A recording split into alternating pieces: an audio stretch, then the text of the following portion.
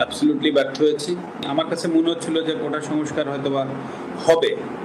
কিন্তু তারপরে যে ঘটনাগুলো ঘটতে থাকলো, তখন আসলে এমন একটা পরিস্থিতি হলো যে যখন সবাই চাচ্ছে যে আমি একটি স্ট্যাটাস দিই বা আমি পাশে থাকি, তো তখন আসলে পরিবেশটা এমন জায়গায় গিয়েছে যে আমার কাছে মনে হচ্ছিল যে আমি যদি এখন একটা স্ট্যাটাস দিই, যেকোনো কিছু লিখি, তো সেইটাকে কেন্দ্র করে যদি আরো ম্যাসিভ বা আরো বড় কিছু হয়ে যায়, তা আসলে সেই জিনিসটা সামাল দেওয়ার অ্যাবিলিটি আমার আছে কিনা। সে 17 তারিখ থেকে তার ইনস্টাগ্রামে সে অনেক কথা স্টুডেন্টদের পক্ষে লিখে গিয়েছে। তো আমাকে বললো, হ্যাঁ আমি দিচ্ছি, তোমার কোনো প্রবলেম আছে কিনা। তা আমি বলেছি, না আমার কোনো প্রবলেম নাই।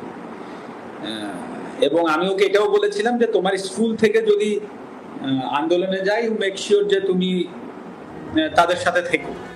নিজেও সেই প্রশ্নের উত্তর খুঁজছি যে আসলে কেন, এটা কি একটা মবের বিষয় নাকি অন্য কিছু। আমি নিজেও সেই প্রশ্নের উত্তর খুঁজছি। আমার কাছে মনে হয় না, কারণ ক্ষোভ হওয়ার মতো কোনো কাজ আমি করি নাই। সুতরাং আমার কাছে এটা মনেই হয় না যে কোনো ক্ষোভ থেকে করেছে। আবার থাকতেও পারে, বাট আমার কাছে মনে হয় না। আমি নড়াইলের মানুষের বিরুদ্ধে আর বিচার চাইবো না। তো যেটা হয়ে গেছে যেটা হয়ে গেছে, তো ওটা আমি একসেপ্ট করে নিচ্ছি। হয়তো বা আমার কাছে আমি এভাবে একসেপ্ট করে নিচ্ছি যে হয়তো বা আমার কোনো ভুল ছিল, আমি কোনো ভুল করেছি, হয়তো বা তার জন্য ওনারা হয়তো বা এসে ওটা করেছে।